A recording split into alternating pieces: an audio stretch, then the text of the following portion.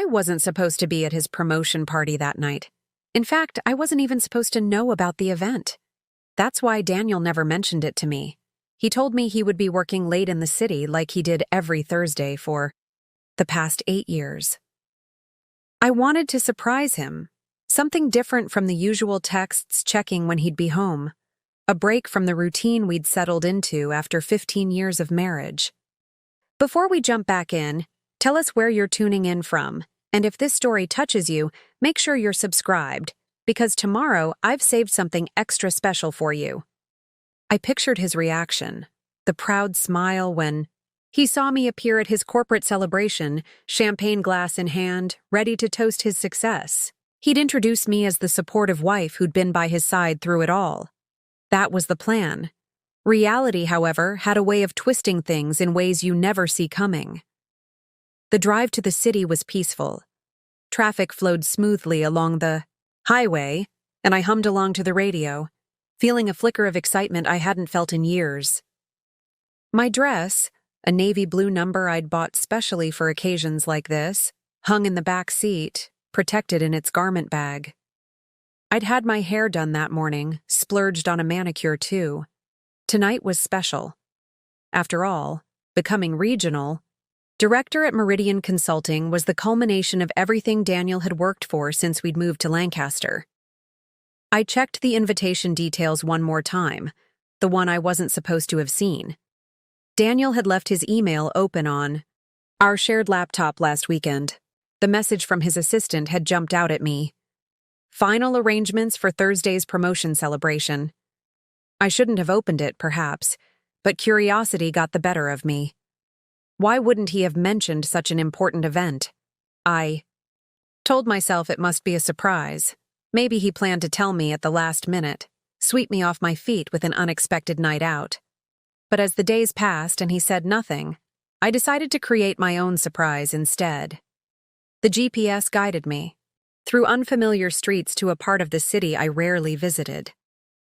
The Westbrook Hotel rose above the surrounding buildings, its glass facade reflecting the setting sun in shades of amber and gold. Valets in crisp uniforms directed a steady stream of luxury cars. I smoothed down my dress after changing in a nearby cafe bathroom, checked my makeup one last time, and handed my keys to a young attendant who smiled politely. "Here for the Meridian event?" he asked. "Yes," I replied, feeling a flutter of pride. "My husband's the guest of honor." The attendant nodded and handed me a ticket. "Congratulations to him. It's in the Grand Ballroom, 2nd floor."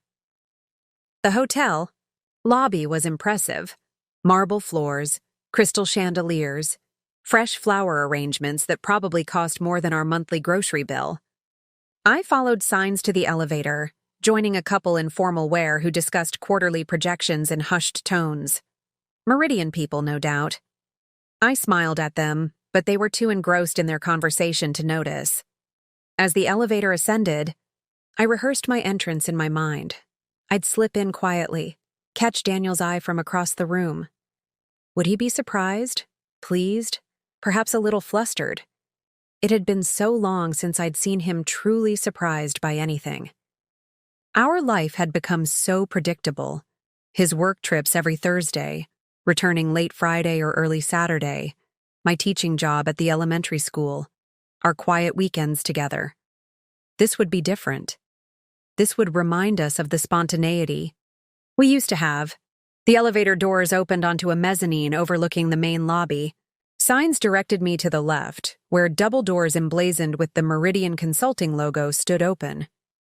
Beyond them, I could hear the murmur of conversation, occasional laughter, the gentle clink of glasses. I straightened my back, took a deep breath, and stepped forward. The Grand Ballroom was everything its name promised. High ceilings, ornate moldings, crystal chandeliers casting a warm glow over the attendees. Round tables surrounded a dance floor and stage area, where a podium stood ready. A banner congratulated Daniel Price, regional director, in the company's signature blue and silver colors. At least 100 people filled the space, clusters of well-dressed professionals engaged in animated conversation. I accepted a glass of champagne from a passing server and scanned the room for my husband. For a moment, I couldn't find him, and an irrational flash of panic surged through me. What if I had the wrong event? The wrong day? But then the crowd near the bar parted slightly, and I saw him. Daniel stood with his back partially to me, looking exactly as I'd expected, the tailored charcoal suit I'd helped him pick out last year, his salt and pepper hair neatly trimmed. He was laughing at something someone had said, his head thrown back slightly in that familiar way.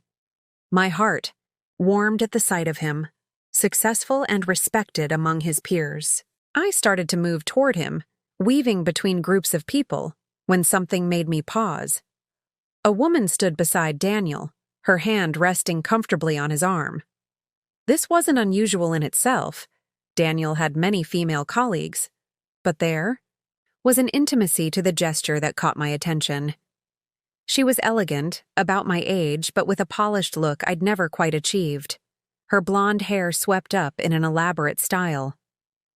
And beside her stood two children, a teenage girl, maybe 15, who had Daniel's eyes, and a boy of about 12 with his distinctive jawline. My feet froze to the spot as I watched Daniel lean down to say something to the boy, ruffling his hair with the casual affection of a father.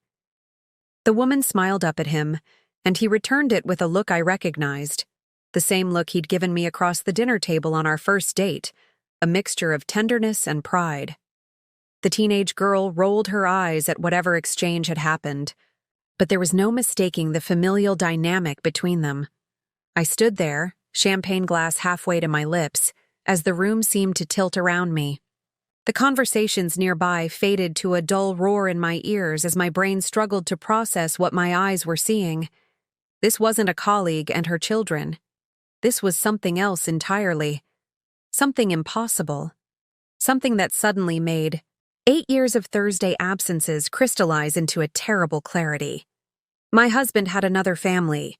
The champagne glass nearly slipped from my fingers. I tightened my grip, the stem digging into my palm as I steadied myself against a nearby column. A server passed, offering hors d'oeuvres I couldn't even see clearly.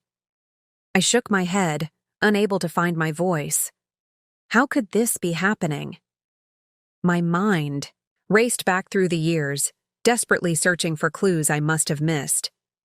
The Thursday business trips had started 8 years ago, when Daniel received his first major promotion. Client meetings in the city, he'd explained. It's easier to stay overnight than to drive back late. It had made perfect sense. The consulting world demanded sacrifice. I'd accepted that as part of our life together. I'd even felt guilty sometimes about how easy our arrangement was for me. While other wives complained about husbands who traveled for weeks, mine was only gone one night a week. He always came back with little gifts, chocolates from that specialty shop I loved, a book from the store near his hotel, once even a silk scarf that still hung in my closet. Thoughtful tokens that seemed to confirm what a caring husband I had. Now those gifts felt like payoffs, compensation for his betrayal. I watched as a distinguished-looking man approached Daniel and his family. My husband straightened, shaking, the man's hand firmly. The woman, my husband's other wife, girlfriend, smiled gracefully. The children stood a little taller, as if used to being presented to Daniel's colleagues. The man said something that made them all laugh. They looked perfect together, a corporate executive with his elegant wife and 2 well-behaved children. The picture-perfect family for a regional director. Where did that leave me? The elementary school teacher from the suburbs who wore the same 3 dresses to every function, who didn't understand the nuances of Daniel's business world, who thought, sitting on the patio with a glass of wine constituted a perfect evening? Had I been insufficient? A draft version of the life he really wanted? I became aware that I was staring and forced myself to turn away, moving behind a large floral arrangement, where I could observe without being obvious. 1,000 moments suddenly reshuffled themselves in my mind, falling into new patterns that made a terrible kind of sense. The calls that went to voicemail on Thursday nights. In meetings, honey. I'll call when I can. The extra toothbrush in his travel kit that he'd explained away as a spare. Preparing and narrating this story took us a lot of time, so if you are enjoying it, subscribe to our channel. It means a lot to us. Now back to the story. The occasional mention of names I didn't recognize, quickly glossed over. The separate credit card for business expenses that I never saw the statements for. Had everyone known except me? I scanned the room, studying the faces of Daniel's colleagues. Did they see me as the naive wife, the one kept in the dark? Or was this secret family also a secret to them? My gaze drifted back to the teenage girl. 15, I'd guessed. 8 years of Thursday trips. The math wasn't difficult. Daniel had been living this double life for the entirety of his daughter's formative years. The boy must have been around 4 when this arrangement began, young enough that Daniel had been a constant presence in his life, missing only 1 day a week, the day he spent with me. A strange calm settled over me as I continued to watch them. It wasn't shock anymore, but something deeper, a clarity that comes when the puzzle pieces finally snap into place. The distance that had grown between us. The way Daniel seemed to live in 2 different worlds, relaxed and present on weekends, distracted and partially absent the rest of the time. His insistence on keeping his work life and home life separated. You wouldn't enjoy these corporate functions, he'd always told me. They're all shop talk and politics. I'd believed him because I wanted to, because the alternative was unthinkable. Someone clinked a glass, calling for attention. The crowd quieted as a woman stepped up to the podium, Karen Ellis, Daniel's boss, whom I'd met at the company holiday party last December. The one event per year I was invited to attend. Ladies and gentlemen, esteemed colleagues, and honored guests, Karen began, her voice confident and warm. Tonight we celebrate not just a promotion, but the recognition of excellence that Daniel Price has brought to Meridian Consulting for the past 12 years. The crowd applauded. Daniel moved toward the front of the room, his hand resting lightly on the small of the blonde woman's back, guiding her forward. The children followed a step behind, a family unit, moving in practiced synchronization. Many of you know Daniel as a colleague, a mentor, a leader, Karen continued. But his success isn't just professional. Daniel embodies our core value of balance, building an exceptional career while maintaining a beautiful family life. More applause. Daniel beamed, his expression one of unabashed pride as he glanced at the woman and children beside him. Michelle, Zoe, and Ethan have been Daniel's foundation throughout his journey with us, Karen said, gesturing to them. And tonight, they share in his achievement as he accepts the position of regional director. Michelle, Zoe, Ethan, the names hit me like physical blows. These strangers had names. They had been part of Daniel's life long enough to be known to his colleagues, to be mentioned in speeches. This wasn't a passing affair. This was a parallel life, fully formed and flourishing. Thought of our home in Lancaster, the quiet street, the garden I tended on weekends while Daniel read the newspaper on the porch. I thought of our discussions about children. Maybe next year, when things settle down, he'd always said. Next year had never come. Now I understood why. The crowd's applause grew louder as Daniel stepped up to the podium, his hand still holding Michelle's.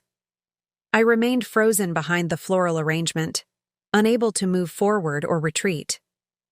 Part of me wanted to run, out of the ballroom, out of the hotel, all the way home to pack my bags and disappear before Daniel ever knew I'd discovered his secret. But another part, a stronger part, kept me rooted to the spot. I deserved answers. I deserved to be seen. 15 years of marriage couldn't end with me slinking away in shame for a crime I didn't commit. Daniel adjusted the microphone and smiled at the assembled crowd. Thank you, Karen, for that kind introduction. And thank ye, You all for being here tonight to share this moment with me and my family. My family. The words echoed in the ornate room. I took a deep breath and stepped out from behind the flowers. I'd like to start by thanking the people who make everything possible, Daniel continued, his voice carrying confidently across the room.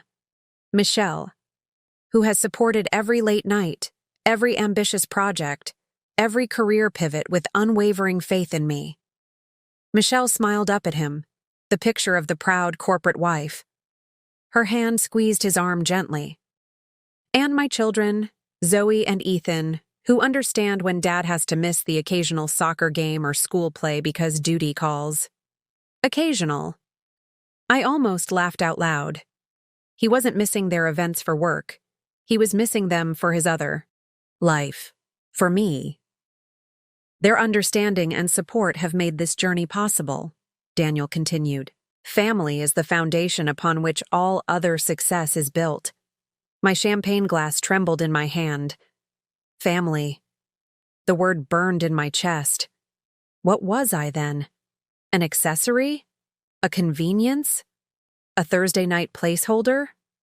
I began moving toward the front of the room, not along the sides but straight through the center. People shifted to let me pass, a few glancing at me curiously. I didn't belong here. My dress, while nice, wasn't the designer wear that surrounded me. My jewelry was minimal, my makeup subtle.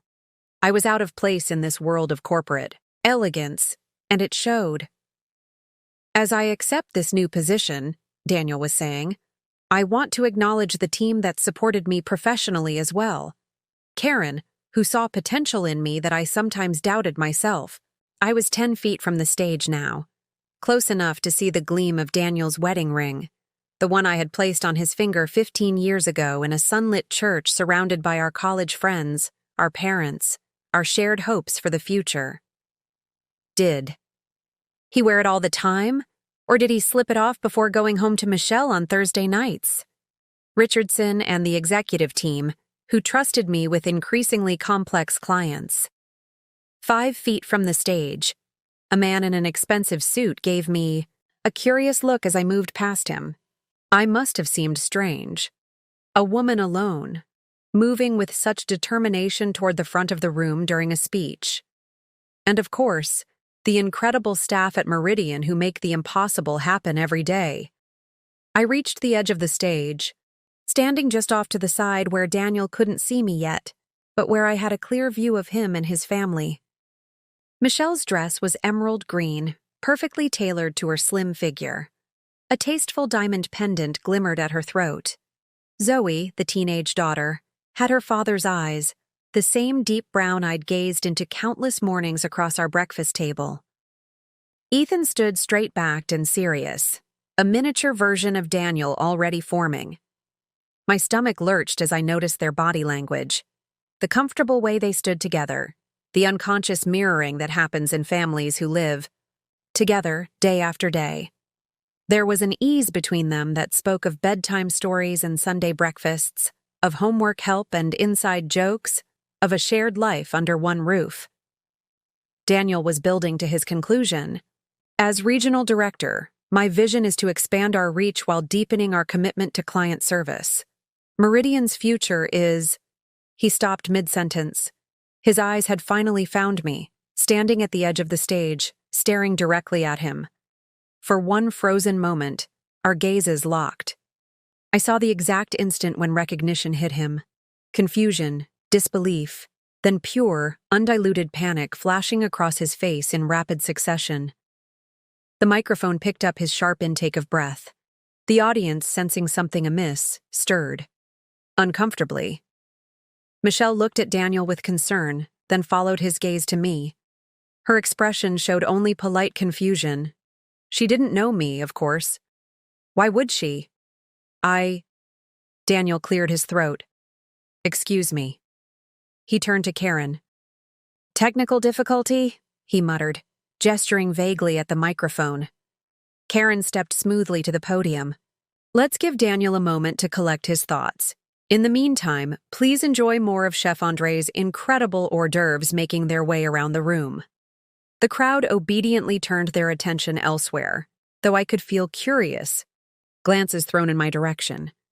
Daniel stepped back from the podium, whispering something urgent to Michelle. She frowned, looking between him and me with growing suspicion. I stood my ground, not approaching further but not retreating either. Daniel's face had gone pale beneath his professional tan. He said something else to Michelle, then quickly made his way down the 3 steps at the side of the stage and approached me. "Rebecca," he hissed when he reached me, his voice barely audible. "What are you doing here?" The familiar sound of my name on his lips, now twisted with panic rather than affection, broke something loose inside me. My careful composure cracked. "What am I doing here?" I repeated, keeping my voice low but intense. "I came to surprise my husband at his promotion celebration. Isn't that what a supportive wife does?" His eyes darted around frantically, checking who might be within earshot. "This isn't the place. We need to talk privately." "Like we've been doing for 8 years?" I asked, my voice threateningly close to breaking. "Having private conversations, while you live a public lie?" "Rebecca, please." His hand moved toward my arm, then dropped away when he saw my expression. "Let's step outside. I can explain." "Explain?" The word tasted bitter. "Explain your wife? Your children? The entire second life you've been living while I waited at home every Thursday night like an idiot?" Daniel's face contorted with something like pain. "It's complicated. Please, not here. These are my colleagues. Your what, Daniel? Your real life? Is that what this is?" I gestured around at the elegant ballroom, the well-dressed crowd. "Am I just some kind of, what, mistress? Except I'm the one with the wedding certificate." Michelle was watching us intently now from the stage, her perfect composure beginning to falter. The children stood behind her, Zoe whispering something in her brother's ear. I wondered what they knew about their father's Thursday absences. Did they think he was working late, on business trips, or did they know about me? "Rebecca," Daniel tried again, his voice strained. "I never wanted to hurt you." A harsh laugh escaped me before I could stop it. "That's rich. You've been living a double life for 8 years, Daniel. 8 years. Did you think I would never find out? Did you think you could just keep juggling your 2 families forever?" Few heads turned in our direction. Daniel's professional mask was slipping, genuine fear replacing the controlled panic of moments before. "Please," he whispered, "come with me. Just for a few minutes. I'll tell you everything." I looked at him, really looked at him. The man I'd shared my life with. The man who'd kissed me goodbye every Thursday morning with practiced ease, never betraying that he was heading to another woman, another family. The man who'd come home every Friday or Saturday with those little gifts, conscience payments for his betrayal. "No," I said quietly. "I don't think I will." His eyes widened. "What do you mean?" "I mean, I'm not going to sneak out of here, so you can damage control your way through another lie. I mean, I'm done being the secret, Daniel." Michelle was making her way down from the stage now, her expression a mixture of concern and growing suspicion. Daniel saw her coming, and genuine terror flashed across his face. "Rebecca, please," he begged, his voice a desperate whisper. "Don't do this."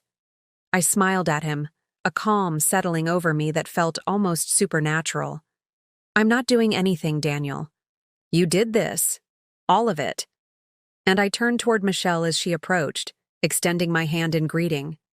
"Hello," I said, my voice remarkably steady. "You must be Michelle. I'm Rebecca, Daniel's wife." Michelle's perfectly manicured hand froze midway to mine. Her smile faltered, then disappeared entirely. She looked from me to Daniel, who stood paralyzed between us, his face drained of color. "I'm sorry," she said carefully, her voice cultured and controlled despite the shock evident in her eyes. "I think there must be some mistake." I kept my hand extended, refusing to back down. No mistake. Daniel and I have been married for 15 years. We live in Lancaster, in a blue colonial on Maple Street. He leaves every Thursday morning for business in the city and returns Friday night or Saturday morning. Isn't that right, Daniel? Daniel's mouth opened and closed, no words emerging. The carefully constructed walls between his two lives were collapsing, and he seemed unable to process it. Michelle slowly withdrew her hand without taking mine, turning to Daniel with a question in her eyes. Daniel? What is this woman talking about? Behind her, Zoe and Ethan were watching intently. Zoe's expression was suspicious, calculating. Ethan looked confused and increasingly distressed. I felt a flash of guilt for involving them, but it disappeared quickly. I wasn't the one who had entangled them in this deception. This isn't happening, Daniel muttered, more to himself than to us. He ran a hand through his carefully styled hair, disrupting it for the first time I could remember. This can't be happening. Oh, it's happening, I said, lowering my hand finally. Though I understand your disbelief. I've been feeling the same way since I walked in and saw your other family. People nearby were starting to notice our tense grouping. Conversations quieted as attention shifted subtly in our direction. Karen Ellis was making her way toward us, a practiced smile fixed on her face, but concern evident in her movements. Michelle's composure was admirable, even as her world shifted beneath her feet. We should discuss this privately, she said firmly. There's clearly been some misunderstanding. I agree we should talk, I replied. But I don't think there's been any misunderstanding. Daniel has been leading a double life. The only question is which of us knew about it. Michelle's eyes widened. Slightly, the implication hitting her. You think She turned to Daniel, her voice hardening. Daniel, explain this. Now. Daniel seemed to realize he couldn't escape the moment. He straightened his shoulders slightly, his jaw tightening as he looked between us. This isn't how I wanted either of you to find out, he said quietly. The admission hung in the air between us. Michelle took a small step back as if physically recoiling from his words. Find out what exactly? She demanded, her voice low but intense. That he's been married to 2 women for years, I supplied. Or is there a legal technicality here I'm missing, Daniel? Is one of us not technically your wife? Because I have a marriage certificate that says otherwise. Michelle's face paled. We've been married for 10 years, she said slowly. Zoe is from my previous relationship, but Daniel adopted her legally when she was 7. Ethan is our biological son. I did the math quickly. 10 years of marriage to Michelle, 15 to me. Daniel had married her 2 years before the Thursday trips began. The revelation sent a fresh wave of nausea through me. So much for business development, I said bitterly. You weren't developing business on Thursdays, Daniel. You were developing a convenient schedule for bigamy. Karen reached our group, her corporate smile still in place but strain showing. Around the edges. Is everything all right here? Daniel, we're waiting to continue with your speech. Daniel's professional instincts seemed to kick in automatically. Everything's fine, Karen. Just a small personal matter. Could you give us a few minutes? Karen's eyes moved between the 3 of us, clearly sensing the tension. Of course. Should I have them serve the main course in the meantime? Perfect, Daniel managed, his voice strained but professional. As Karen retreated, Michelle moved closer, to Daniel, keeping her voice low. Tell me this woman is delusional, Daniel. Tell me she's confused, or lying, or anything except what she's implying. Daniel looked at his shoes, then back up at his second wife, his expression a mixture of resignation and desperation. Michelle, I can explain everything, but not here. Oh my God, Michelle whispered, the reality finally sinking in. Oh my God. I felt a strange sense of camaraderie with her in that moment, both of us processing the same betrayal simultaneously. both realizing we'd been living a lie crafted by the man standing between us. "How long have you been married to her?" Michelle demanded, gesturing toward me without looking at me directly.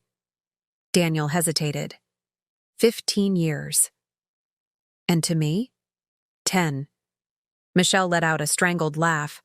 So I'm the second wife, the affair that turned permanent. "Neither of you is the second anything," Daniel insisted, finding his voice at last. "Both relationships are real. Both families matter to me." "Families," I repeated, the plural form of the word landing like a blow. "You talk about us like we're separate branches of some corporate structure.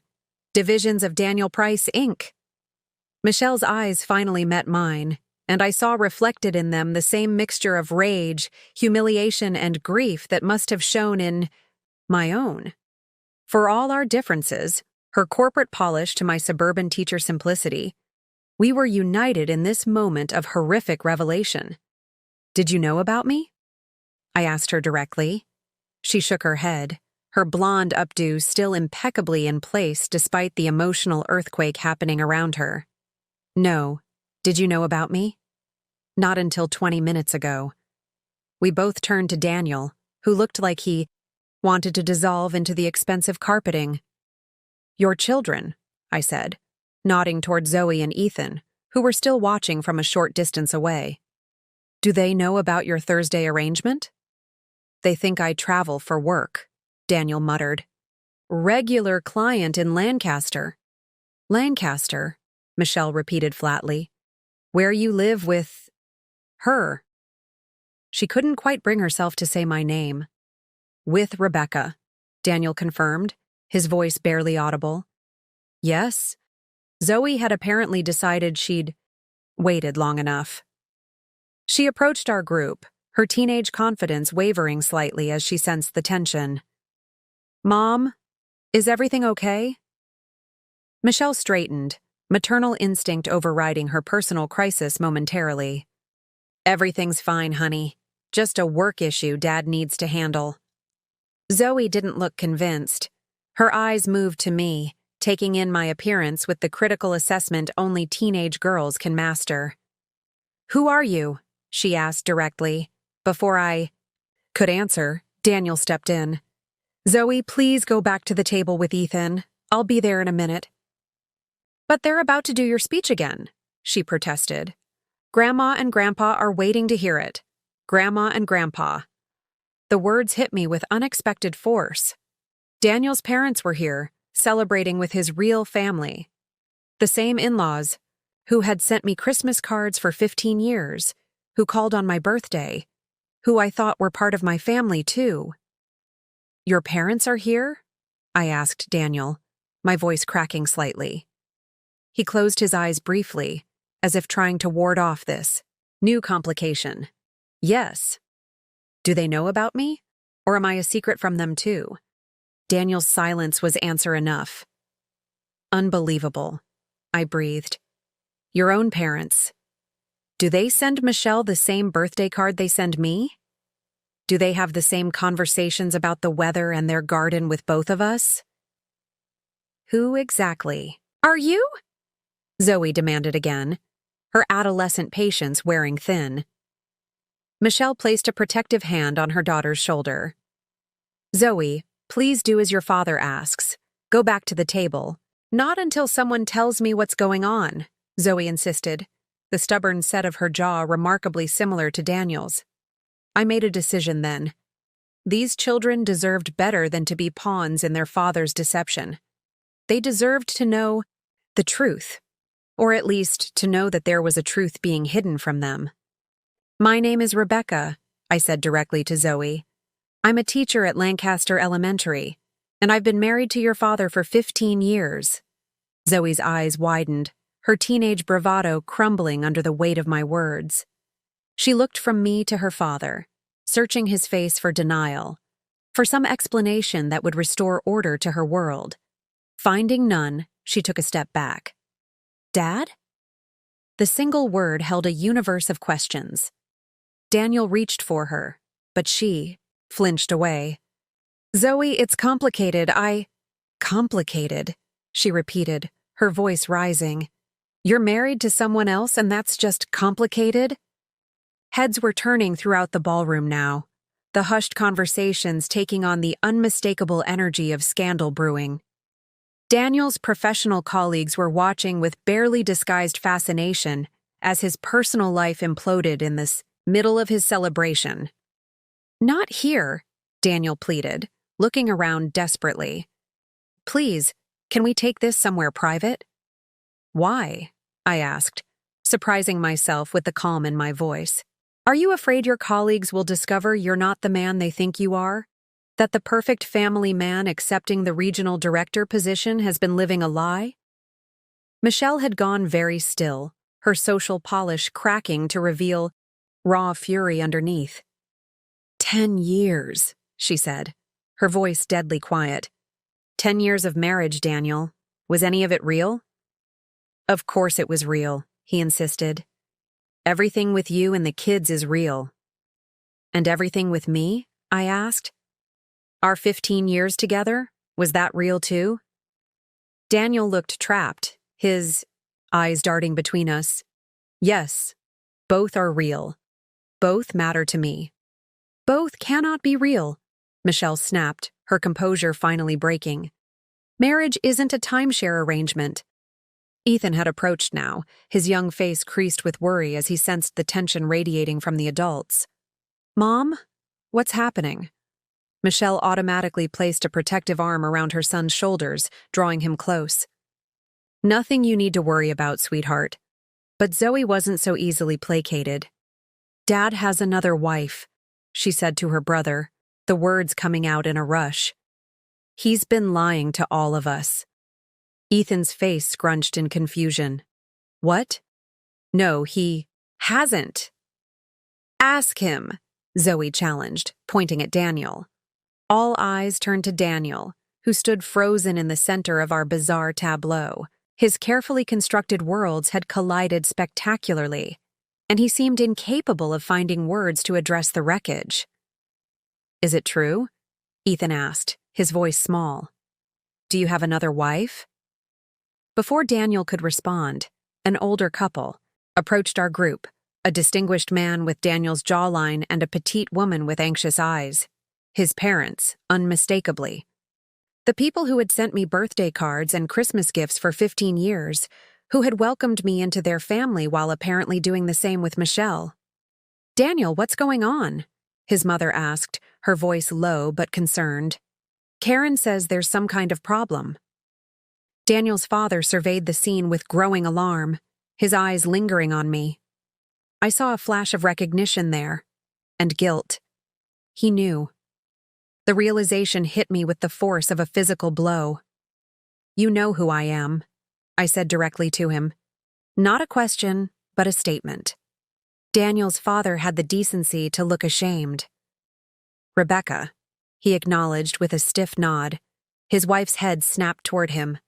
You know her? Who is she, Robert? The revelations were coming fast now, layers of deception peeling away like an onion to reveal the rotten core at the center of Daniel's life. She's Daniel's wife, Robert answered quietly. His first wife. A collective gasp rose from our growing audience. Michelle's hand flew to her mouth, not in shock at the confirmation of my identity, but at the implication that Daniel's father had known all along. You knew? She demanded of her father-in-law. You've known Daniel was committing bigamy, and you said nothing? Robert shifted uncomfortably. It's not technically bigamy, he muttered. The second marriage isn't legally binding. The words hung in the air for a moment before their meaning registered. I turned to Michelle, whose face had drained of color.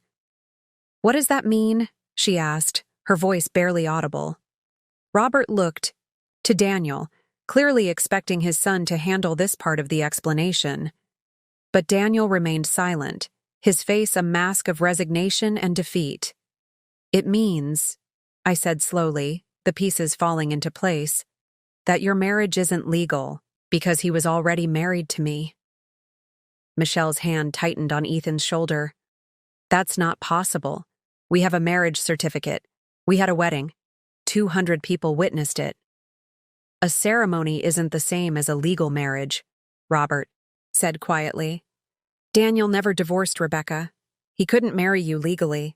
The implications cascaded through my mind. Michelle wasn't legally Daniel's wife. Her son, their son, would be considered illegitimate in the eyes of the law. The house they lived in, their finances, everything would be complicated by this. Deception. 10 years, Michelle repeated, her voice hollow. 10 years of thinking I was your wife, and what am I really, Daniel? What does that make me? My family, Daniel finally spoke, his voice cracking. Both of you are my family. I laughed, the sound brittle and painful. Family doesn't lie to each other for a decade, Daniel. Family doesn't create a whole separate family and hide them from each other. Daniel's mother was staring at her husband with growing horror. You knew about this? All these years? The separate Christmases? The birthday calls? You knew Daniel was living this double life? Robert couldn't meet his wife's eyes. I thought it would fall apart on its own. I told Daniel it couldn't last, that he needed to choose. But he never did, I said, the final piece clicking into place. Because he didn't want to lose either life. He wanted it all. The suburban teacher wife for weekends. The corporate executive wife for his career advancement. 2 families tailored to different parts of his life. Daniel flinched as if I'd struck him. It wasn't like that. Then what? Was it like, Daniel? Michelle demanded. Explain to me, to all of us, what possible justification you have for maintaining 2 separate families for 8 years. Daniel looked around at the circle that had formed, his 2 partners, his children, his parents, and now a growing audience of colleagues and friends, all waiting for an explanation that could make sense of this madness. I love you both, he said simply, his voice breaking. I couldn't choose. I couldn't lose either of you. The silence that followed was deafening. In that moment, I saw Daniel clearly for perhaps the first time. Not as the devoted husband I thought I knew, but as a man so unwilling to face consequences that he'd built an elaborate fiction rather than make a difficult choice. Well, I said quietly, now you've lost us both. Mom? Ethan's voice cut through the tense silence, small and confused. Does this mean you and Dad aren't really married? Michelle knelt down to her son's level, her hands trembling slightly as she placed them on his shoulders. We're a family, she said firmly. Nothing changes that. But are you really married? He persisted, with the straightforward logic of a 12-year-old. Before Michelle could answer, Karen Ellis approached again, this time with a security guard trailing discreetly behind her. Daniel, she said, her professional smile strained to breaking point, I think we should postpone the rest of the ceremony. Perhaps you need to address some personal matters. Daniel seemed to suddenly remember where we were, in the middle of his corporate celebration, surrounded by the colleagues and superiors he'd spent years impressing with his perfect family image. The very promotion he was receiving tonight had likely been influenced by the perception of stability and responsibility he had cultivated. Yes, he agreed hoarsely. Thank you, Karen. I apologize for the disruption. Karen's smile didn't reach her eyes. No need to apologize. Family matters can be complicated. She glanced between Michelle and me, clearly trying to make sense of the situation. We'll resume the professional portions of the evening shortly. As she walked away, Michelle stood up straight, smoothing her dress with a deliberate gesture that seemed more about gathering herself than fixing her appearance. I want everyone to step into the hallway, she said with remarkable composure. This is not going to be a public spectacle. I think we're well past that point, Zoe muttered, looking around at the openly staring guests. Daniel's mother stepped forward. Zoe, Ethan, come with Grandma for a moment. Let the adults talk. Zoe crossed her arms. No way. I'm 15, not 5. I deserve to hear this. Daniel passed a hand over his face. Zoe, please, just give us a few minutes. To what? Come up with more lies? Her voice cracked slightly, betraying the hurt beneath her anger. I watched this family dynamic, so foreign yet somehow familiar, with a strange detachment. These people who shared my husband were real, fully formed individuals with their own histories, their own relationships with Daniel, their own valid feelings about this betrayal. Zoe, I said gently, I understand why you want to stay. But some things should be discussed privately first. She looked at me with suspicion, clearly uncertain whether to view me as an enemy or a fellow victim. After a moment, she nodded curtly. Fine. But I want the whole truth later, not some sanitized version. I promise, I said, surprising myself with the sincerity I felt toward this girl I'd just met. Daniel's parents managed to shepherd the children toward a side door, leaving Daniel, Michelle, and me in a bubble of tense silence amidst the murmuring crowd. Outside, Michelle said again, her voice leaving no room for argument. We followed, her through a different door that led to a small terrace overlooking the city. The night air was cool against my flushed skin, the distant sounds of traffic creating a surreal backdrop to our confrontation. As soon as the door closed behind us, Michelle turned on Daniel. How could you? She demanded, her voice finally breaking. 10 years, Daniel? 10 years I thought I was your wife. You are my wife, he insisted, in every way that matters. Except legally, I interjected. Except honestly, except faithfully. Daniel turned to me, his expression pleading. Rebecca, I never stopped loving you. What we have is real. What we have, I echoed, is a fraud. Everything I thought we built together is contaminated by this double life you've been leading. I wanted to tell you both, he said. So many times I almost did. But I knew it would end like this, with both of you hating me. Michelle laughed bitterly. So instead you just continued lying indefinitely? What was your endgame here, Daniel? Did you think you could just maintain two separate families forever? He didn't answer immediately, which was an answer in itself. Oh my God, Michelle whispered. You did. You really thought you could pull this off indefinitely.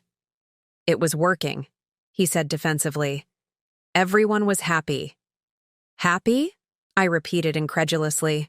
We were happy because we thought we knew who we were married to.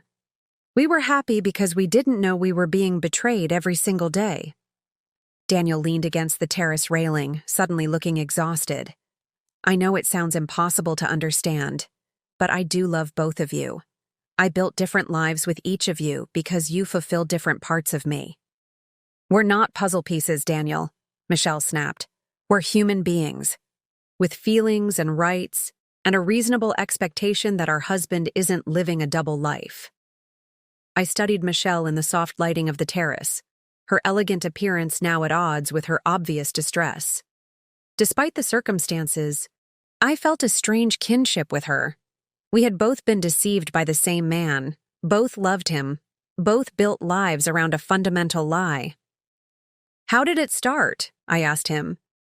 How does someone even begin to live like this? Daniel sighed deeply. I met Michelle at a conference in Boston. It was supposed to be a brief thing, a connection I didn't expect to make. But then what? Michelle pressed. You decided to just marry me without divorcing your existing wife? We fell in love, Daniel said simply.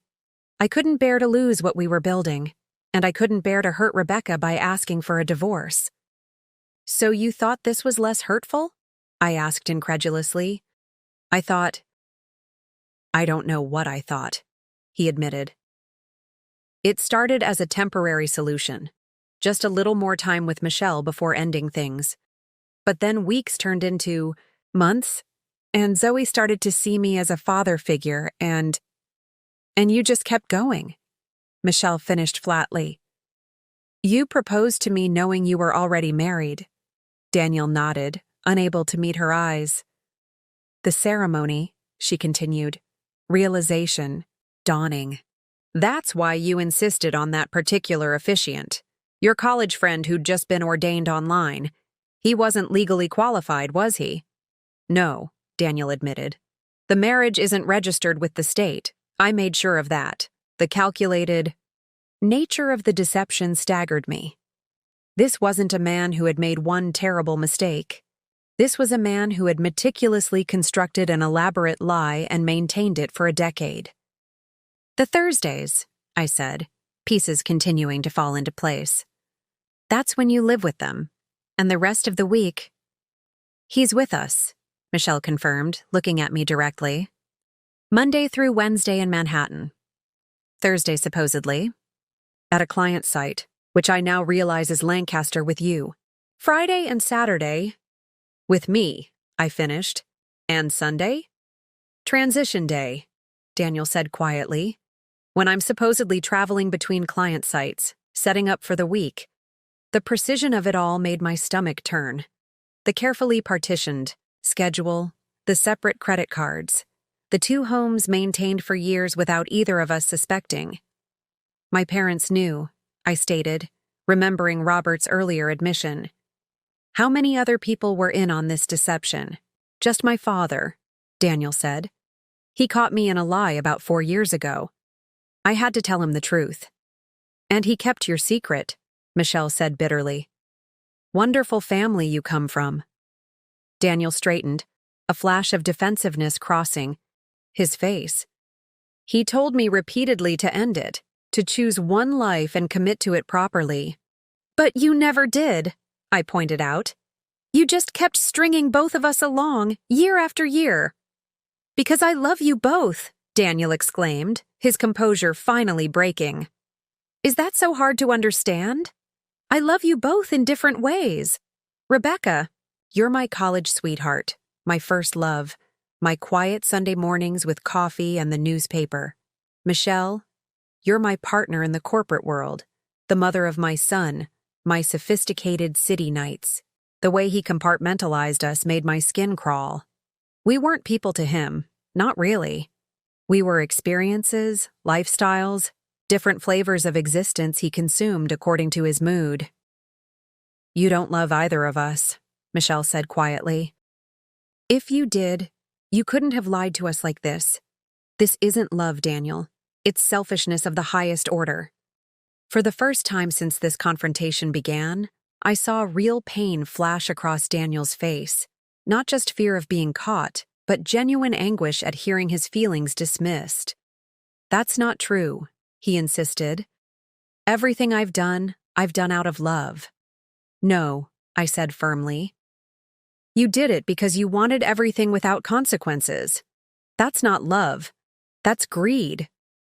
The terrace door opened and Daniel's mother stepped outside, her face taut with distress. Behind her, I could see movement in the ballroom. Guests, gathering their belongings, speaking in hushed, excited tones. The celebration was clearly over, replaced by the buzzing energy of scandal. Daniel, she said, her voice trembling slightly. Karen wants to know if you're returning to address the guests or if she should formally end the event. Daniel closed his eyes briefly. Tell her to end it.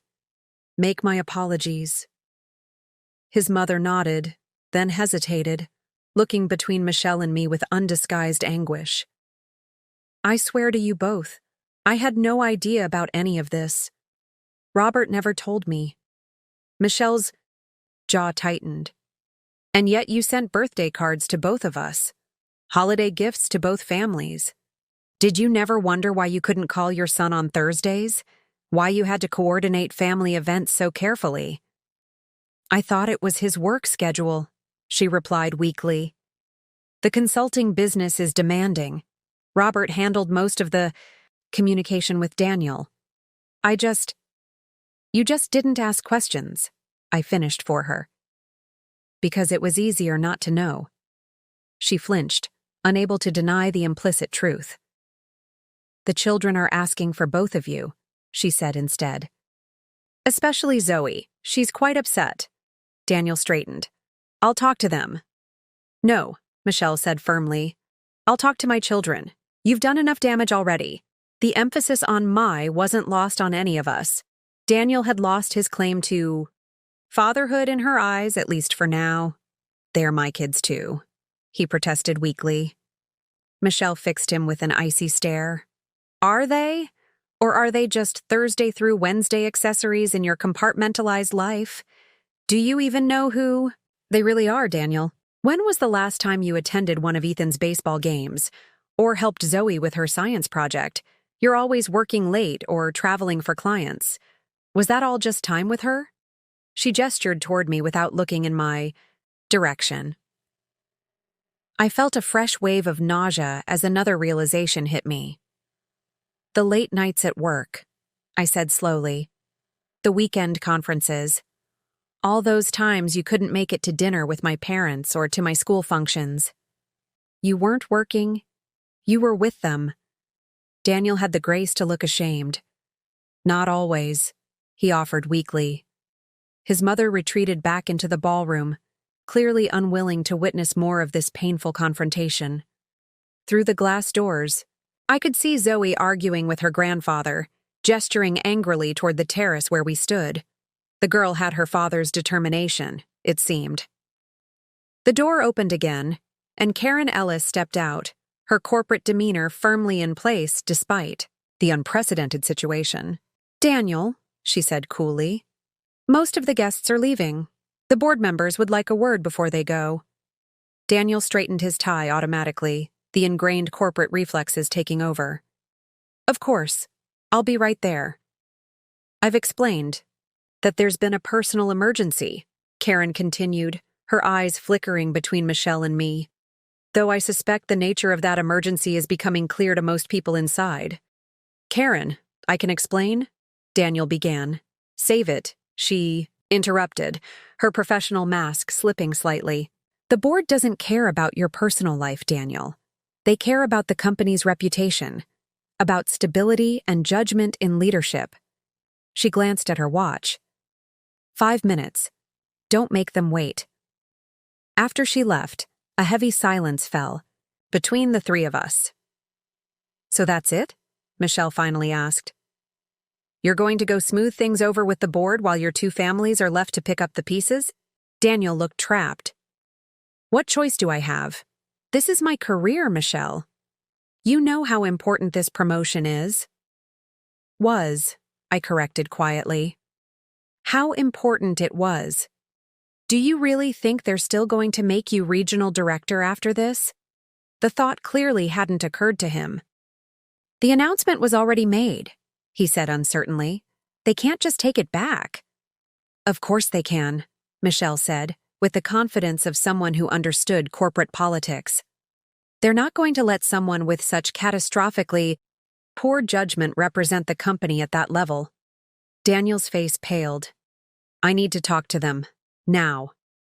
He turned to go, then paused, looking back at us with genuine anguish. I'll come right back. We need to figure this out.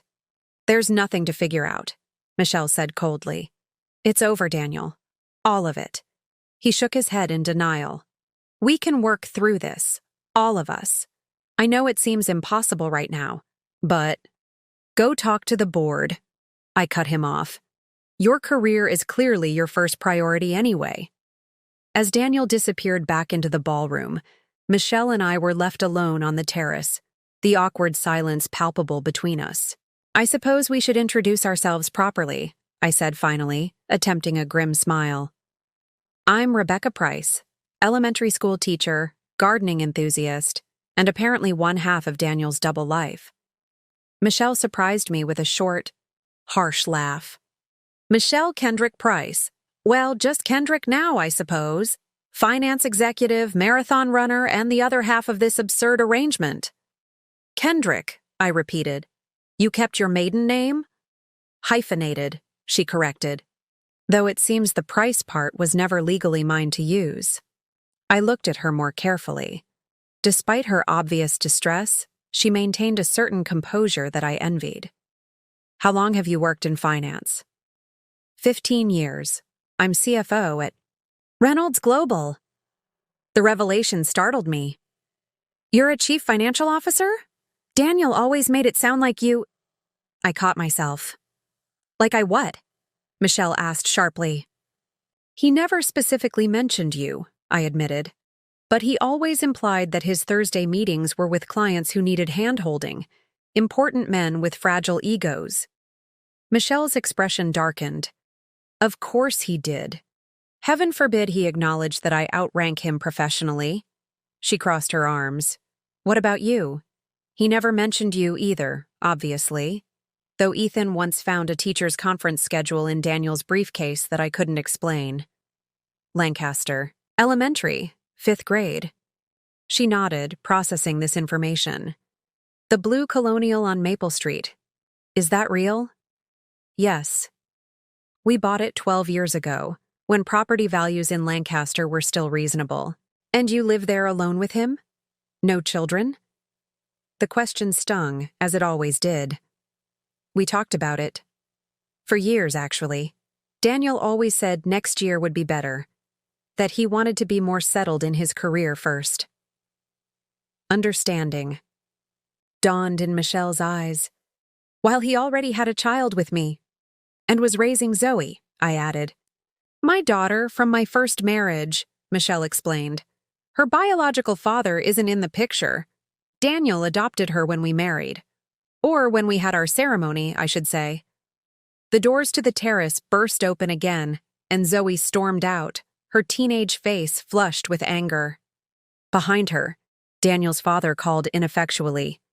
Zoe, please, this isn't the time. When is the time? She demanded, turning to face all of us. When you've had a chance to come up with more lies? Daniel's father looked helplessly between Michelle and me. I'm sorry, he said. She insisted. Zoe turned to me, her eyes bright with unshed tears. So you're my dad's real wife? Legally, yes, I answered carefully. But your mother is his wife in every way that matters to you. Except she's not, Zoe said bitterly. Because it's all fake. The wedding photos in our living room, the anniversary celebrations, all of it. Just a big lie. Michelle reached for her daughter, but Zoe stepped away. Did you know? She demanded of her mother. Did you know we weren't a real family? Of course not, Michelle replied, her voice breaking. And we are a real family, Zoe. This doesn't change who we are to each other. It changes everything. Zoe insisted. It means Dad has been lying to us our whole lives. It means he has a whole other house, another life, another— She glanced at me. Wife. I felt a surge of sympathy for this angry, confused teenager. Zoe, I said gently, your father made terrible choices, but his love for you and your brother is real. I'm certain of that. How can you defend him? She asked incredulously. He's been cheating on you for 10 years. I'm not defending him, I clarified. What he did to all of us is unforgivable. But the relationship he built with you and Ethan isn't part of the lie. That's real. Zoe stared at me, tears finally spilling over. How are you so calm about this? I want to scream. I want to break something. I'm in shock, I admitted. Later tonight, I'll probably be screaming too. Through the glass doors, I could see Daniel, engaged in what appeared to be an intense conversation with several older men in expensive suits, the board members, presumably.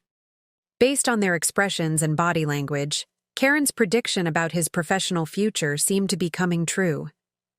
Robert approached us cautiously. Michelle, the hotel staff is asking if we still need the room. Most of the guests have left. Tell them we're leaving too, Michelle replied. I want to take the children home. I'll need to speak with Daniel first, Robert said awkwardly. Then speak with him, Michelle said coldly. But he won't be coming home with us tonight. Or any night, for that matter. Robert looked pained. You don't mean that. You're upset, understandably, but— But what? Michelle interrupted. I should forgive him for 10 years of lies? For making me believe I was married when I wasn't? For making my children believe he was committed to our family while he maintained a whole separate life? Robert had no answer for that. I watched this family fragment before my eyes. A family that mirrored my own in ways I was still struggling to comprehend. For 8 years, I had been unknowingly sharing my husband with these people. We had been linked by Daniel's deception, our lives running in parallel without ever intersecting. Until tonight. Daniel emerged from the ballroom, his face ashen. The confident executive had vanished, replaced by a man whose world was collapsing around him. "They've suspended the promotion," he announced flatly. "Pending review." No one offered sympathy. Even his father looked away. "We need to talk about what happens next," Daniel said, looking between Michelle and me. "Practically speaking," Michelle laughed bitterly. "Practically speaking?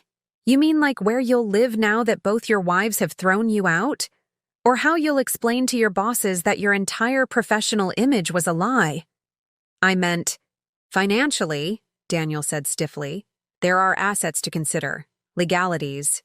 "The legalities seem clear," I said. "I'm your legal wife. The house in Lancaster is in both our names. Your legal obligation is to me, not to Michelle and the children." Michelle stiffened. "So that's how this is going to go? You stake your claim? As the real wife and we get nothing?" I shook my head. "That's not what I'm saying. I'm pointing out the legal reality that Daniel created. He's the one who put all of you in this impossible position." Daniel stepped between us. "No one is getting nothing. I'll make sure everyone is taken care of." "With what money?" Michelle demanded. "Your promotion is gone. Once this gets out, your reputation will be ruined." "It won't come to that," Daniel insisted. "We can keep this quiet." "Like you've been handling it for the past decade?" I asked. "No, I'm done with secrets." Daniel turned to me, real fear in his eyes. "Rebecca, please. If this becomes public, it will destroy everything." "You already destroyed everything," I replied, my voice steady.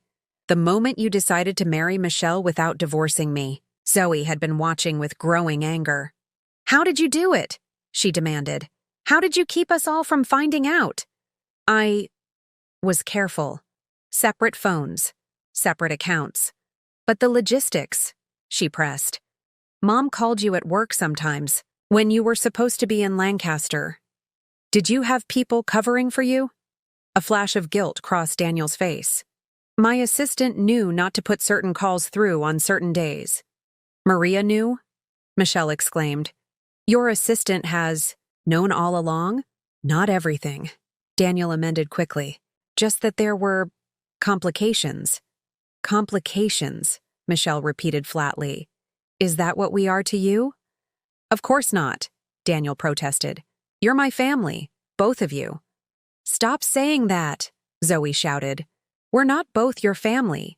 You don't get to have two families." Her outburst broke something open. The polite facade cracked, raw emotion flooding through. "She's right," I said. "That's the problem, Daniel. You wanted everything without sacrifice. The suburban life with me and the glamorous city life with Michelle. You never considered what it would cost when the truth came out." "I never meant to hurt anyone," Daniel insisted, his voice breaking. "It all happened so gradually. Meeting Michelle, falling in love, realizing I couldn't bear to lose either of you." "So you lied," Michelle said. "For years, to everyone." Daniel stepped forward, reaching for Michelle's hand, but she pulled away. "Michelle, please. What we have is real." "No," she said, her voice ice cold. "What we have is fraud. A ceremony that wasn't legal. A marriage that doesn't exist." "The papers don't matter," Daniel pleaded. "Our life together. Our family." "Our family?" Michelle cut him off. "You mean the family you abandoned 4 days a week to be with her?" She gestured at me without looking my way. "I didn't abandon anyone," Daniel insisted. "I divided my time. I was there for all the important moments." "Were you?" I asked quietly. "Because I remember sitting alone at my father's funeral while you were supposedly at a conference in Chicago." "Were you with them that day, Daniel? Was your conference actually a family vacation?" Daniel's silence was damning. "Oh my God, I whispered. "It was, wasn't it? While I buried my father, you were with your other family." Zoe looked at her father in horror. "Dad, tell me that's not true." "It was Ethan's birthday," he said weakly. "I couldn't miss it." The weight of that betrayal hit me with physical force. I staggered slightly, gripping the terrace railing for support. "I grieved alone," I said, my voice barely audible. "While you were eating birthday cake." Daniel reached for me. "Rebecca, don't touch me." The words came out like ice shards. "Don't ever touch me again." In that moment, something shifted irrevocably. The shock and disbelief that had carried me through the evening crystallized into something harder, colder. This man was a stranger to me. Had always been. Michelle must have felt it too. She squared her shoulders and turned to Zoe. "We're leaving." "Get your brother." Daniel stepped forward in panic. "You can't just leave. We need to talk this through." "There's nothing to discuss," Michelle said. "You're not who I thought you were. You never were." As she turned to go, Daniel grabbed her arm. "Michelle, please. I love you." She wrenched away from him. "Don't say that to me. Not after saying it to her for 15 years. "I love you both," Daniel insisted, desperation in his voice. "No," I said quietly. "You love yourself, Daniel.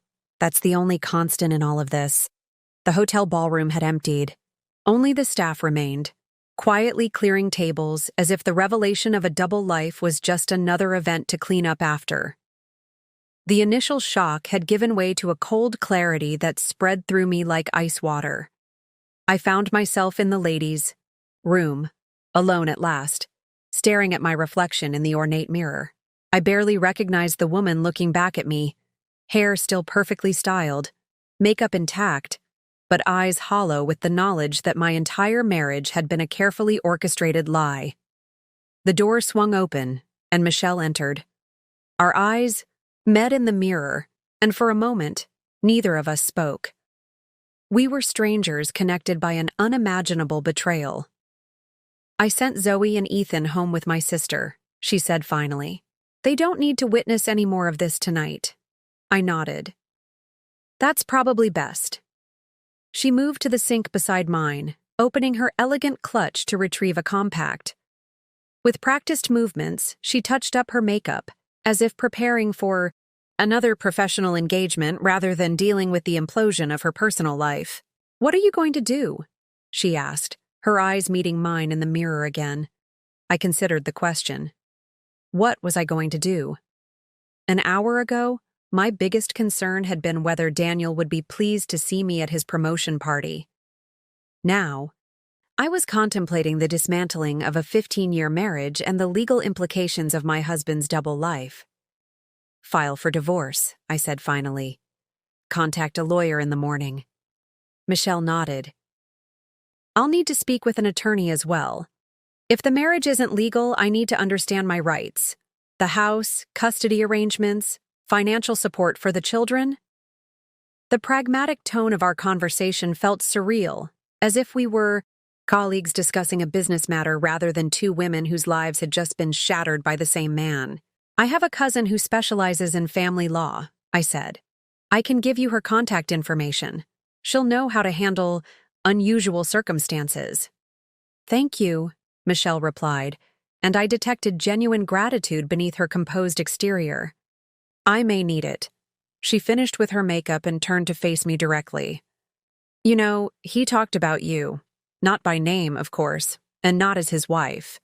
But there would be these passing comments about his old college friend Rebecca, who became a teacher, about how grounded and authentic you were."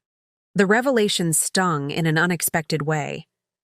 I had been part of his conversations with his other family, a character in anecdotes, stripped of my true significance. "He mentioned you too," I admitted.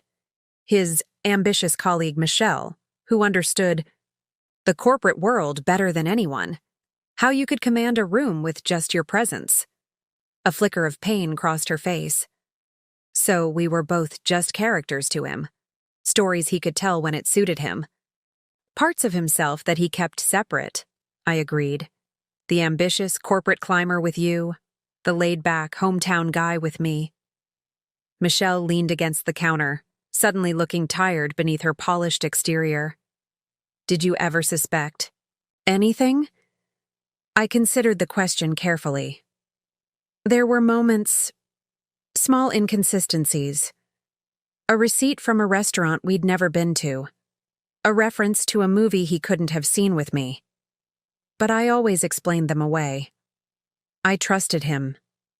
So did I, Michelle said quietly. Even with his Thursday absences. Even when he'd be unreachable at odd times. I thought I knew him. We both did, I said. That's what makes this so devastating, she finished for me. We fell silent again. Two women united in betrayal, processing the unthinkable. My phone buzzed in my purse. Daniel, no doubt, trying to find me, to explain, to somehow fix what could never be repaired. I ignored it. He'll try to talk us both around, Michelle observed.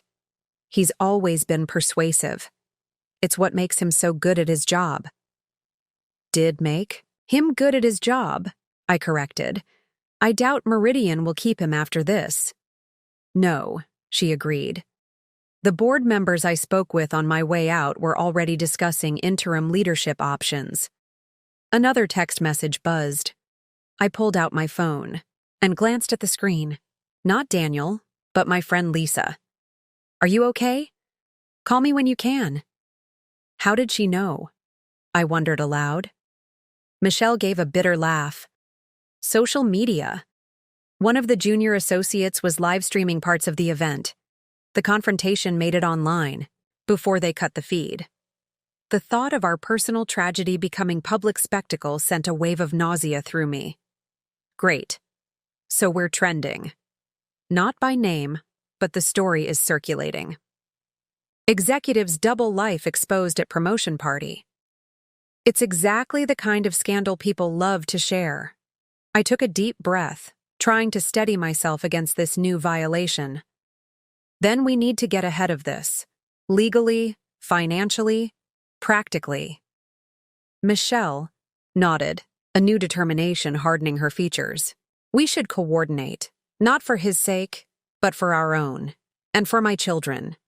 Agreed, I said. Whatever happens, we shouldn't let him play us against each other. That would be one more manipulation. Michelle extended her hand, a formal gesture that somehow felt right in this surreal moment. Partners in demolition, then. I shook her hand. Partners. As we left the restroom, I saw Daniel in the now empty ballroom, sitting alone at one of the few remaining tables, his head in his hands. He looked up as we approached, hope flaring briefly in his eyes. Rebecca, Michelle, he said, standing quickly. I've been looking everywhere for you both. We need to talk about this rationally. We've been talking, Michelle said coolly. Just not with you. I understand you're angry, he began, his tone shifting into the persuasive cadence I recognized. From countless disagreements over the years, the voice that had always managed to smooth things over, to convince me that I was overreacting. But we can work through this, find a solution that works for everyone. There is no solution that works. For everyone, I said firmly. You can't have both lives anymore, Daniel. That charade is over. His expression hardened slightly. Is that what you two have decided? You've formed an alliance against me? This isn't about you, Michelle replied. It's about us protecting ourselves from any more of your lies. Daniel looked between us, a new wariness in his eyes as he realized he could no longer control the narrative. I understand you're hurt. But making hasty decisions now, while emotions are running high, stop, I interrupted. Just stop. We're not being hasty or emotional. We're being clear-eyed for the first time in years. The manipulation ends tonight. What do you want from me? He asked, spreading his hands in a gesture of apparent openness. Nothing, Michelle and I said in unison, then exchanged a brief look of grim solidarity. I'll be contacting a divorce attorney first thing tomorrow, I continued. I suggest you do the same. And I'll be speaking with a lawyer about my legal rights given our unique situation, Michelle added. I recommend complete financial transparency moving forward. It will make things easier for everyone. Daniel's face paled as the reality of his situation finally seemed to sink in. You're really doing this. Both of you. You did this, I corrected him. We're just responding accordingly. As we turned to leave, Daniel called after us, his voice cracking slightly. I do love you both. That was never a lie. Michelle paused, looking back at him with cold clarity. The problem, Daniel, is that we'll never know what was real and what wasn't. You've poisoned everything. We walked away then, two strangers united by betrayal, leaving behind the man who had linked our lives without our knowledge or consent. Ahead lay uncertainty, legal battles, public scrutiny, but also truth. After years of unwitting deception, truth felt like the only solid ground left to stand on. 3 weeks passed in a blur of legal consultations, financial discoveries, and emotional aftershocks. I moved mechanically through my days, teaching my fifth graders while my personal life disintegrated behind the scenes. The story had indeed circulated, first as workplace gossip at Meridian Consulting, then as a human interest piece in the Yao, local paper, and finally as a cautionary viral tale shared across social media platforms. I had taken a week off after the promotion party, unable to face my colleagues' well-meaning concern.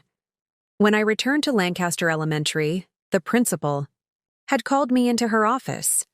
Rebecca, she had said gently, we support you completely.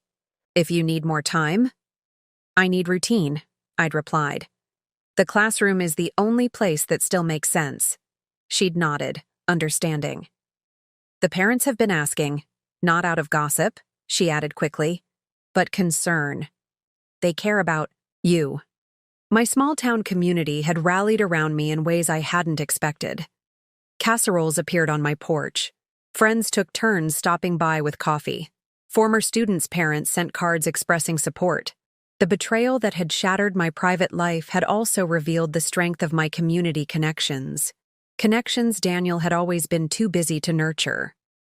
Today, I sat across from Marianne, my cousin the family law attorney, reviewing the latest developments in my case.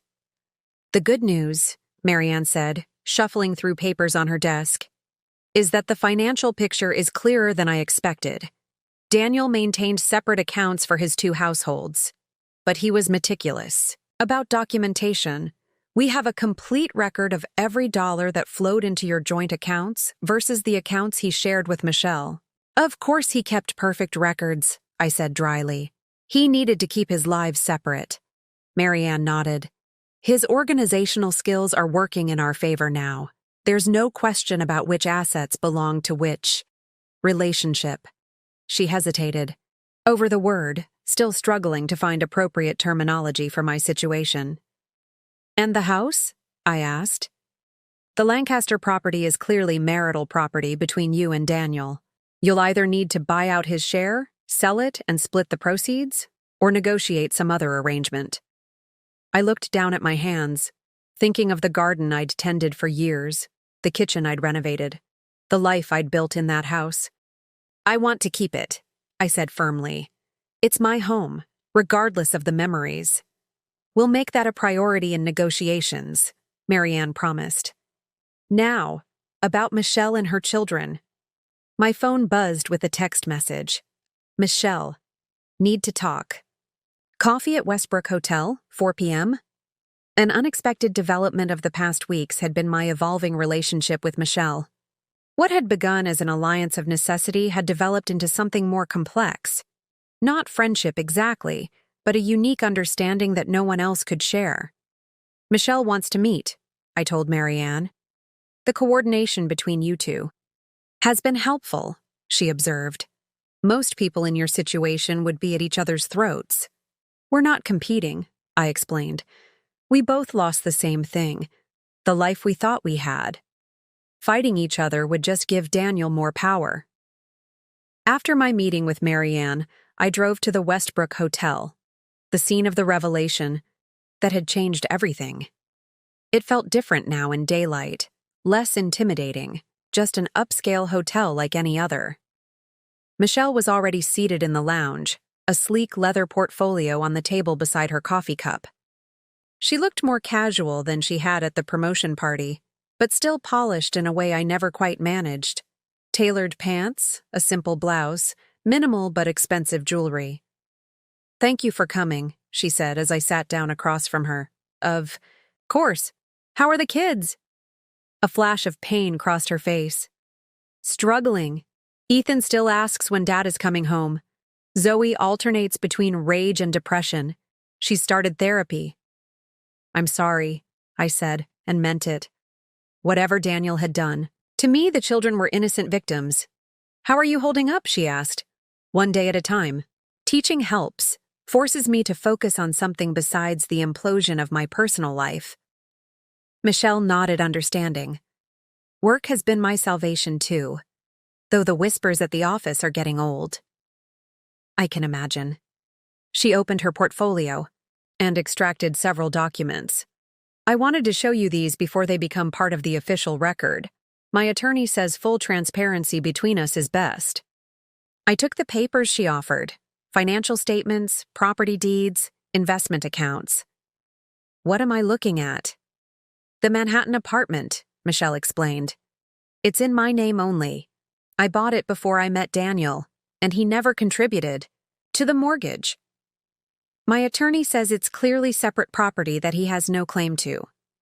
I nodded, unsurprised. "That's good for you and the children. Stability is important." "Yes, but there's more." She pointed to a section of one document. "Daniel transferred a significant sum into Ethan's college fund last week. $300,000. My eyebrows rose. "That's substantial." "It came from the sale of stock options he'd been accumulating," Michelle continued. "He sold them before Meridian officially terminated him." The news hit me with unexpected force. "He's been fired?" "As of yesterday. The board made it official. He's unemployable in the industry now. No one will touch him after this scandal." I absorbed this information, feeling a complex mix of emotions. Daniel had lost everything: his job, his reputation, both families. It should have felt like justice, but instead I felt hollow. "There's something else," Michelle said, pulling out another document. "My attorney discovered this while investigating our assets." I scanned the paper, at first not comprehending what I was seeing. Then the significance hit me. "A property in Vermont? Daniel owns a cabin in Vermont?" Michelle nodded grimly. "Purchased 5 years ago. Neither of us knew about it." "Another secret," I murmured. "A third life, perhaps," Michelle suggested. "Or just an escape hatch. Somewhere he could go, that belonged to neither world. The discovery shouldn't have hurt after everything else, but somehow it did. One more piece of evidence that the man I'd married had been a stranger all along." "Have you spoken to him?" I asked. "Not directly. Everything goes through the attorneys." "Now?" Michelle hesitated. "He's been staying with his parents, apparently. His father called me yesterday." "What did Robert want?" "To apologize, to check on the children, to suggest that perhaps, with time, we could all find a way to—" She trailed off, shaking her head at the absurdity. "A way to what? Forgive and forget? Go back to compartmentalized lives?" "Something like that," Michelle said with a bitter smile. I told him that ship hadn't just sailed. It had crashed into an iceberg and sunk to the bottom of the ocean. I laughed despite myself, appreciating her metaphor. "How did he respond?" "He said Daniel was working on himself, whatever that means." "Too little, too late," I observed. "Much too late," Michelle agreed. She took a sip of her coffee, studying me over the rim of her cup. "You know, I've been thinking about something, about us." "What about us?" "We're linked forever now, whether we like it or not." This bizarre situation, this public scandal, it's part of both our stories. We can't change that. I nodded, uncertain, where she was heading. But we can control what happens next, she continued. How we respond, how we rebuild. I'm listening. Michelle leaned forward slightly. I've been approached by a publisher. They want our story, the wives who discovered each other and formed an alliance instead of becoming enemies. I blinked in surprise. They want us to write a book? With a ghostwriter, yes. It would be part memoir, part cautionary tale about deception and gaslighting. My first instinct was to refuse. The thought of exposing my personal tragedy for public consumption felt exploitative, uncomfortable. Before you say no, Michelle added, think about the women who might be going through something similar. Not exactly this situation, perhaps, but other types of long-term deception. We could help them recognize the signs, find their way out. I considered her words. The past 3 weeks had indeed been filled with moments of painful recognition.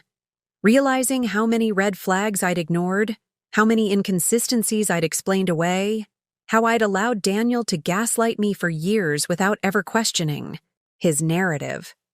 Plus, Michelle added with a hint of her corporate pragmatism, we could use the money.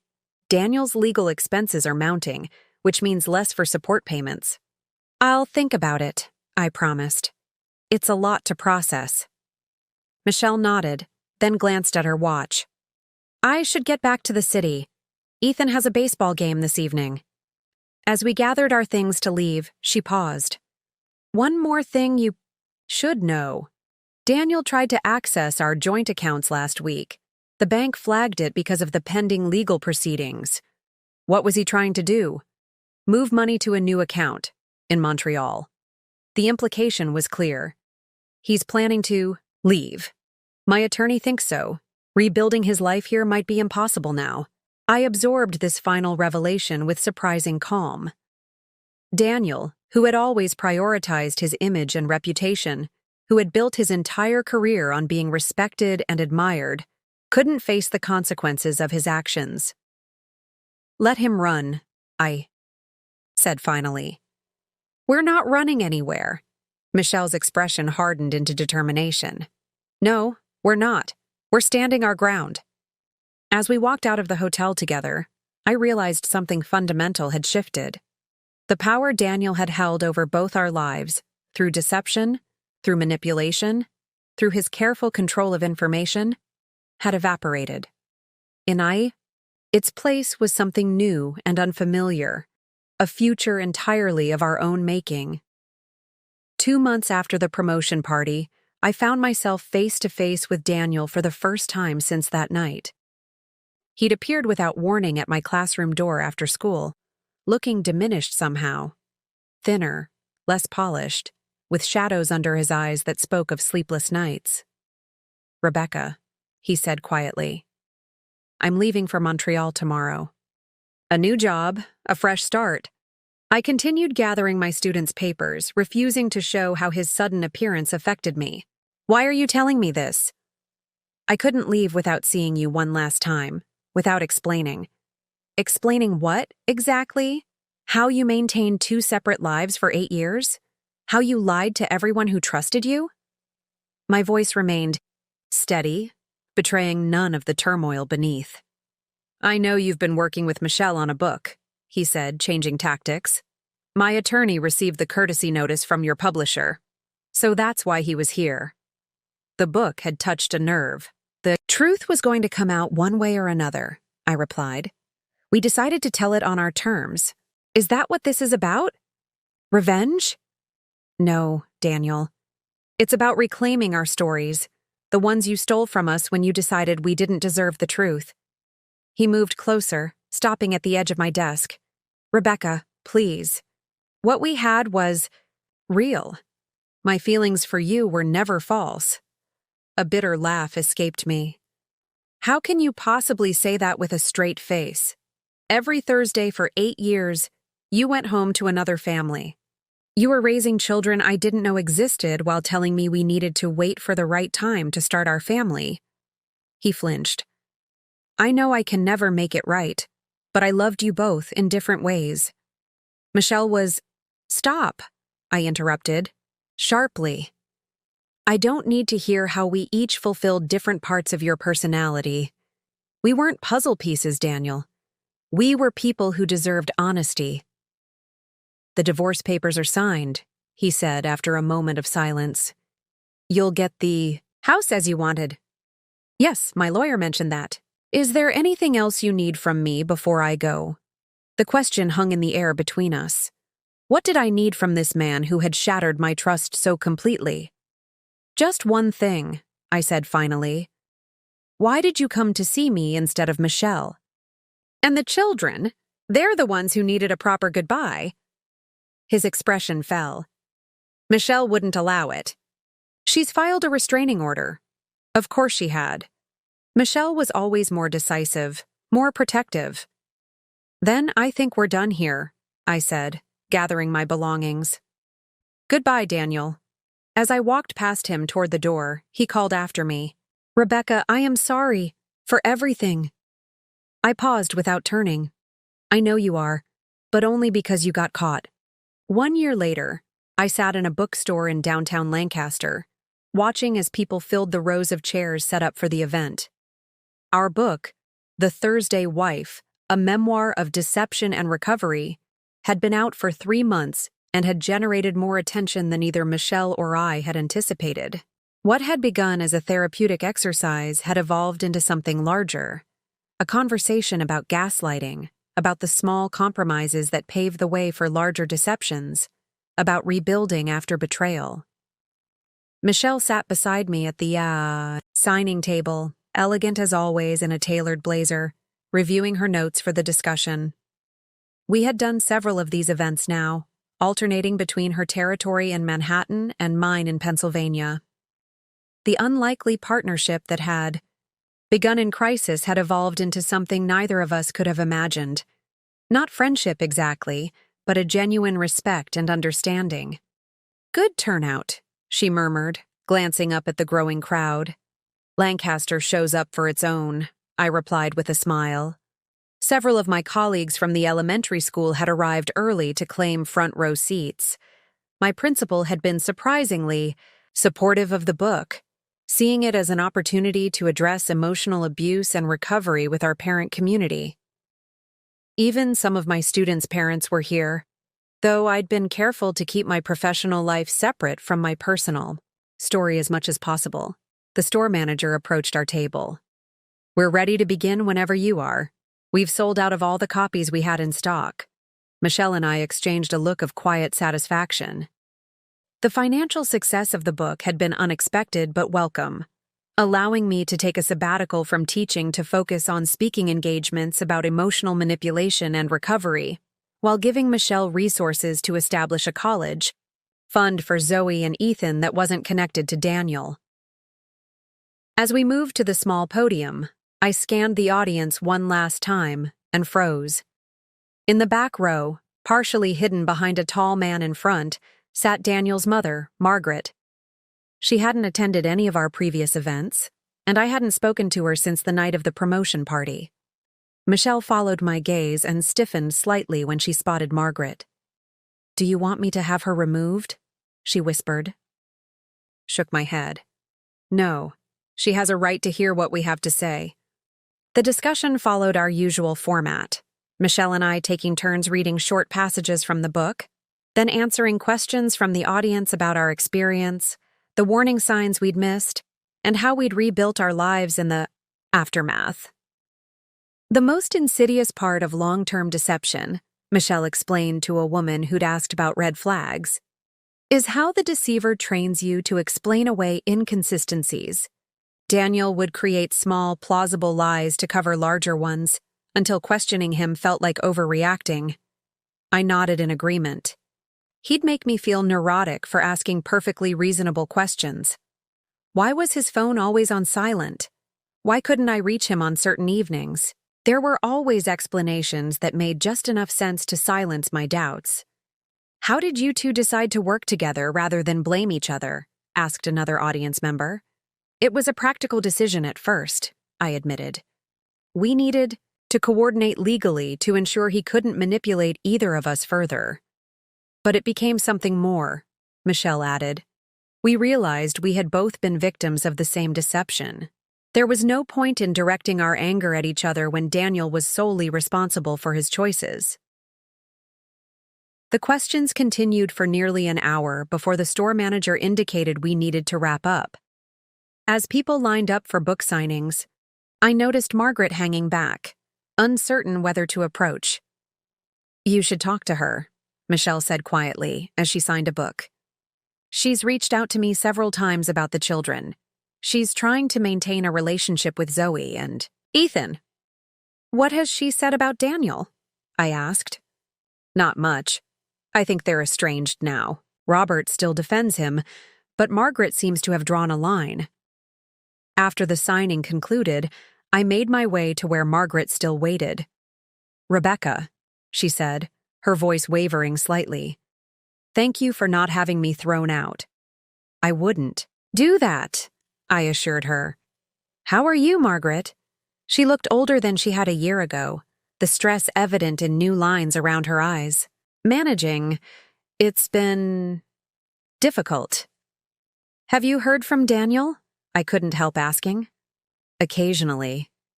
He's settled in Montreal, working for a smaller firm, living alone, as far as I know. She hesitated. He sent me your book, asked me to read it. This surprised me. And did you? She nodded, tears welling in her eyes. Every word. I needed to understand how my son could become someone I don't recognize. I felt an unexpected surge of sympathy for this woman who had lost her son in a different way than I had lost my husband. I'm sorry for any part I played in enabling him, Margaret continued, for not asking more questions when things didn't make sense. You weren't responsible for his choices, I said gently. Perhaps not. But I raised him to be better than this. She glanced toward Michelle, who was chatting with the last few attendees. How are the children? They're doing well, all things considered. Ethan still struggles sometimes, but Zoe has shown remarkable resilience. She's so much like her mother, Margaret observed with a sad smile. An announcement came over the store's PA system that they would be closing in 15 minutes. I should go, Margaret said. I just wanted to see you. To tell you I think you both did the right thing with the book. It might help other women recognize what's happening before it goes as far as it did with you and Michelle. As she turned to leave, she added, Daniel won't admit it, but I think he needed this too, to finally face the consequences of his actions, in a way he couldn't escape or manipulate. After Margaret left, Michelle joined me near the door.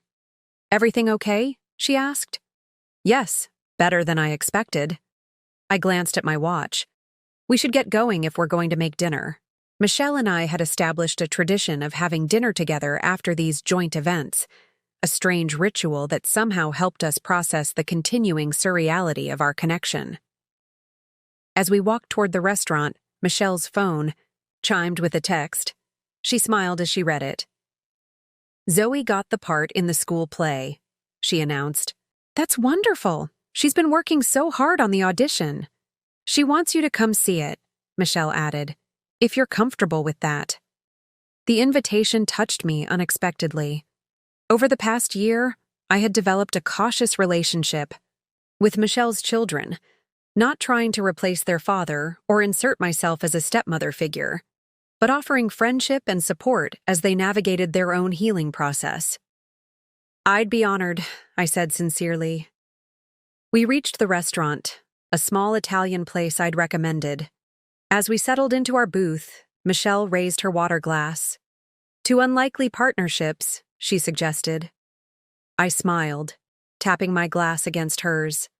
And to new beginnings.